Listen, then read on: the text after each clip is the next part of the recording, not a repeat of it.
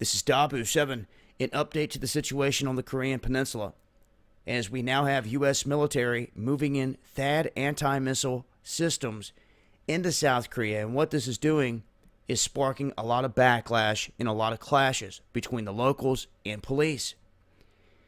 I've talked before about provocation.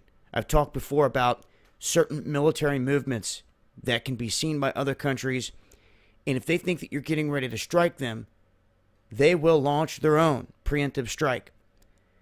A classic example of making moves like this was Stalin back in the World War, where he was talking about not positioning his troops because the generals before him did that. They positioned their troops along the border of Russia, and it caused them to get attacked. Stalin refused to do that when Hitler was invading Russia. He didn't want to listen to his spies. He didn't want to make a move because he didn't want to provoke a big war. Now, in this situation, we have the U.S. surrounding this peninsula.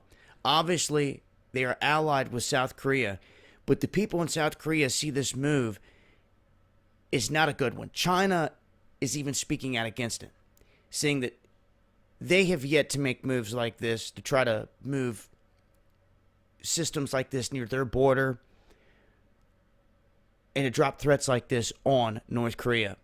But moving these big missiles into South Korea says a lot.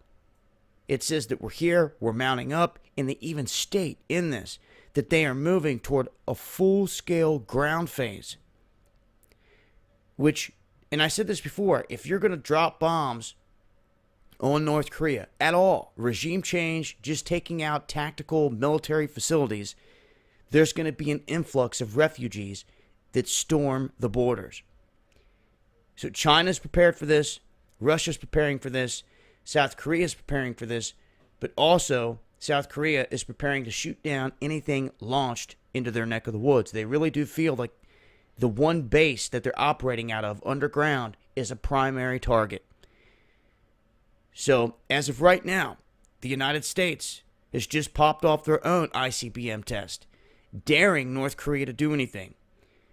We've had a lot of ongoing drills across the globe, as well as here in the United States. And today, we have all these members of Congress meeting at the White House for this rare occasion where they're going to be briefed by 4 high-ranking officials out of the military. And then you have this massive drill going down at the same time in D.C. as well. But as far as North Korea is concerned here, they haven't made any big moves besides the live fire. And we now have the U.S. moving these big guns into South Korea.